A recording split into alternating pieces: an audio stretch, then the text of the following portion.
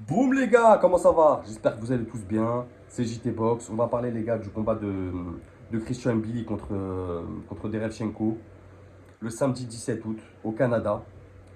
Euh, Dispo sur ESPN. Je pense que ça sera diffusé sur RMC aussi. RMC Sport, je crois vers 3h, 4h du matin dans la matinée du dimanche. Main event, top rank. Donc Bob Arum. En 10 rounds, il y a la ceinture WBC continentale américaine de Christian Billy en jeu. Mais bon, c'est pas très important. Ce qui est important, c'est que ça va être son premier réel gros nom. Je vous ai pas dit gros test parce que pour moi, son premier test était contre Gongora. Mais là, c'est son premier gros nom dans cette catégorie des super moyens, en moins de 76-200 pour être précis, les gars. C'est pas une carte de zinzin, on va pas se mentir. Je crois qu'il y a 8 combats. Mais il y a quand même Abdoulaye Mason, il y a Makhmoudov. Donc voilà, c'est pas une carte de zinzin, mais il y a des petits combats intéressants. Et on va pas se mentir, on va regarder le main event. On est tous d'accord sur ça. Le sondage, les gars. Merci à tous pour ceux qui votent. Continuez encore de voter.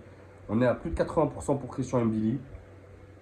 Donc c'est positif euh, pour notre nouveau Canadien. Et on va en parler, les gars. Donc, en termes de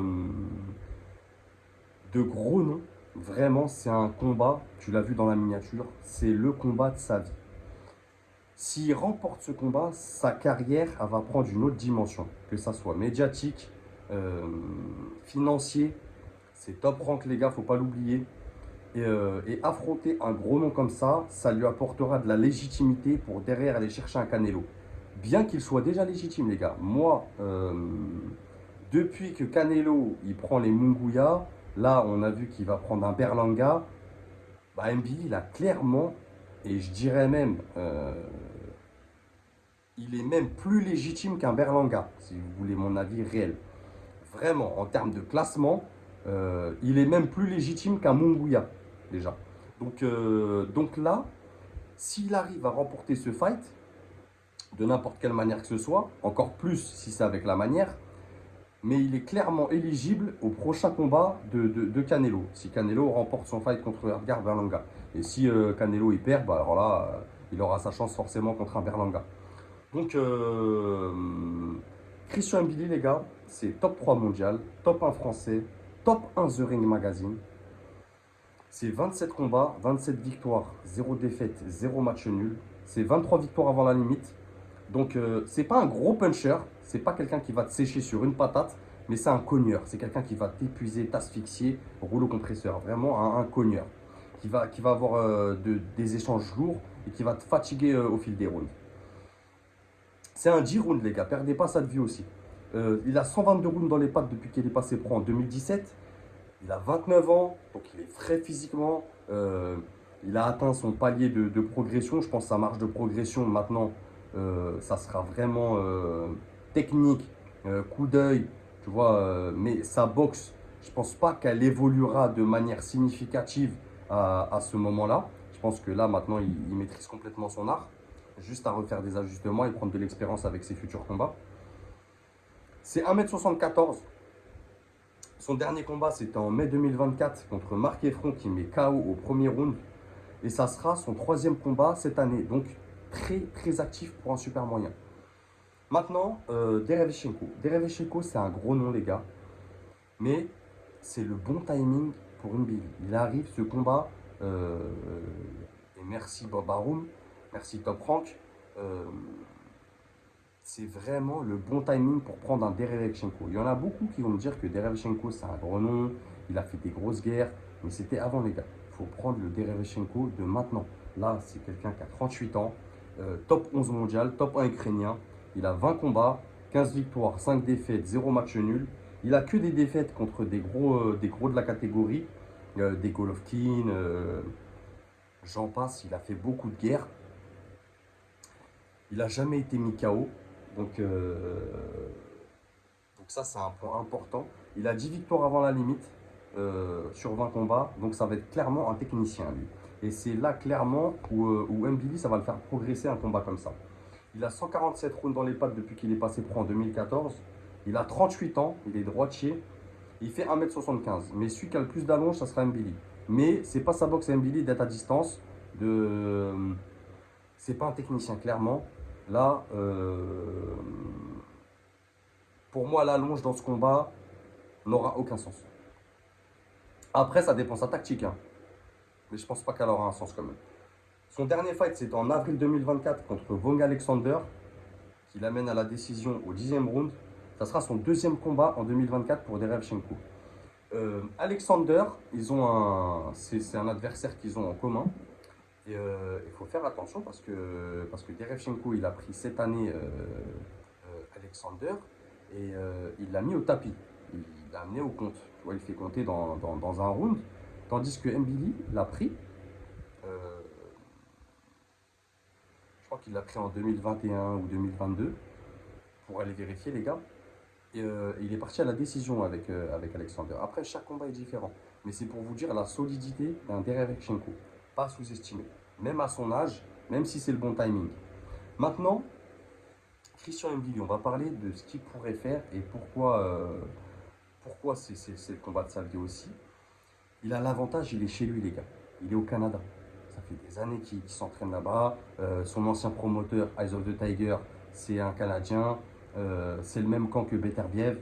Donc, il est à la maison. Clairement, c'est chez lui. Peut-être même plus qu'en France. Il est peut-être même plus chez lui au Canada qu'en France. Ça, faudrait lui demander. Mais je pense qu'il a de l'affect pour la France parce que ça lui rappelle des souvenirs. Mais toute sa vie, elle est au Canada. On le sait tous. Mais il sera sous pavillon. Ah, faut voir. Est-ce qu'il aura les deux drapeaux? On verra bien. Donc il a l'avantage d'être chez lui. Donc il aura le public avec lui. Derevchenko, ça sera son premier combat à l'extérieur, chez les pros. Il a l'avantage, et ça, pas des moindres, pour un boxeur comme lui, ça sera un petit ring. On connaît les rings canadiens.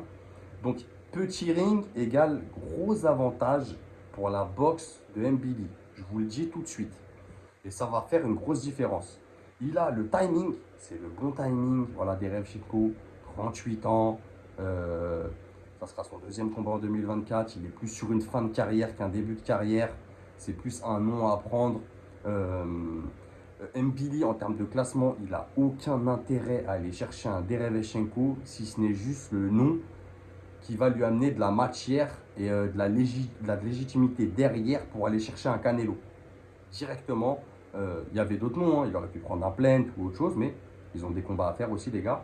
Et Derevchenko, attention, c'est un bon combat pour être légitime derrière, pour prendre un Canelo, mais c'est pas un combat qui te prépare pour aller chercher un Canelo. Ça, faut qu'on se le dise. On en reparlera d'ici là, mais même s'il remporte cette bataille, quand même derrière, il y a un ou deux combats à aller faire avant de prendre un Canelo. Vraiment. Parce qu'un Canelo, ça se prépare quand même. C'est comme si tu vas prendre un Crawford. Ça se prépare. Donc, Mbili, c'est un rouleau compresseur. C'est quelqu'un qui va t'asphyxier, qui va asphyxier son adversaire, qui va te demander beaucoup de concentration. Une fois que tu vas être dans les cordes, acculé, il va beaucoup travailler avec des échanges lourds, beaucoup de débit, gros volume, beaucoup de corps à corps. Une boxe qui demande beaucoup de cardio, très énergivore. Il aura l'avantage de la rapidité au niveau de la vitesse de bras. Il sera plus rapide que Derevchenko, notamment dans les combinaisons. J'ai attention à Christian, si tu passes par là, frérot. Attention à ne pas chercher le coup lourd. J'ai pas envie qu'il aille chercher le coup lourd parce que justement, il se met cette pression de faire grosse impression dans la KT, d'aller chercher un KO ou un TKO. Ça serait une erreur. Parce qu'en face, il y a un technicien. En face, il y a quelqu'un de très intelligent. J'ai peur qu'en allant chercher un coup lourd, tu vois, qu'il travaille sur 1, 2, 3 coups, il perd les rounds. Tu vois, au point, les gars, je parle. En termes de pointage, même si dans les échanges, il fera plus mal, j'ai peur que s'il utilise cette tactique de vraiment chercher des frappes lourdes, d'essayer de sécher Derevchenko, il perd le combat au point. On en reparlera. C'est des gros mentales les deux. Physiquement, c'est solide les deux. Avantage aussi pour Mbili que ça soit un 10 rounds. Vu que c'est une boxe qui demande beaucoup de volume, beaucoup d'énergie, 10 rounds, c'est beaucoup déjà pour cette boxe. Ça aurait été un 12 rounds, ça aurait été à l'avantage de Derevchenko. Maintenant, Derevchenko, les gars, C'est un très très bon boxeur qui varie beaucoup les zones de frappe, qui va faire un gros travail de jab. C'est quelqu'un qui va être très observateur dans les premiers rounds, mais qui va quand même travailler. Il va quand même être dans l'optique, c'est un technicien, on le rappelle, il va quand même être dans l'optique, il va se préparer pour 10 rounds, il est bien sur ses jambes, il va aller chercher ses points. Son but, lui, c'est clairement pas de t'envoyer des coups lourds, lui, c'est les touches. Vraiment, il va prendre ses points en termes de précision avec son bras avant, derrière des combinaisons. On sait qu'il aime bien envoyer aussi son bras avant au corps. Donc, il boxe très très bien en reculant. C'est compliqué, les gars, derrière Shevchenko. Même si le timing il est bon, c'est compliqué. C'est un boxeur très intelligent, très patient, précis. C'est quelqu'un de relâché. Il a vraiment un style relâché, style de soviète, in and out. Il boxe très bien en reculant avec son jab, bien sur les jambes. Il gère très très bien ses rounds. Il a une bonne gestion du combat. Ça travaille en combinaison aussi, sur deux trois coups. C'est un gros mental, comme je vous ai dit. Boxe bien en reculant maintenant. Attention au cardio et à l'effort que va demander Christian Mbili à Derevyanchenko. Je pense que Derevyanchenko, il n'est pas prêt à avoir un mort de faim sur le ring comme ça. Tout dépend de la tactique que va employer Christian Mbili. Mais s'il colle au corps à corps, sans arrêt, pendant les 3, 4, 5 premiers rounds, ça va aller chercher dans du cardio, ça va aller chercher dans de la concentration. Je ne sais pas si Derevyanchenko, il aura le cardio pour aller au bout. Pour prendre ses points. Vous voyez ce que je veux dire? Donc mon prono, les gars, je pense pas que Mbili il va réussir à le mettre KO. Derevyanchenko, c'est vraiment une bonne défense, c'est quelqu'un de très intelligent. Je pense pas qu'il va le mettre TKO aussi non plus. Je vois pas un arrêt de l'arbitre. Je pense que Derevyanchenko est assez intelligent pour ne pas se faire bloquer dans les cordes. Et même quand il va être dans les cordes, continuer à travailler quand même. Il a de l'expérience, il a fait des grosses guerres. Donc je vois quand même Je vois Mbili à la décision unanime. Je le vois plus fort dans les échanges. J'espère qu'il va réussir à gérer le jab de Derevyanchenko. Mais en tout cas, ça s'annonce être un gros fight. Et pour moi, c'est clairement le combat de sa vie. Dites-moi ce que vous en pensez en commentaire, les gars. Abonnez-vous si vous passez par là. Merci à tous ceux qui donnent de la force.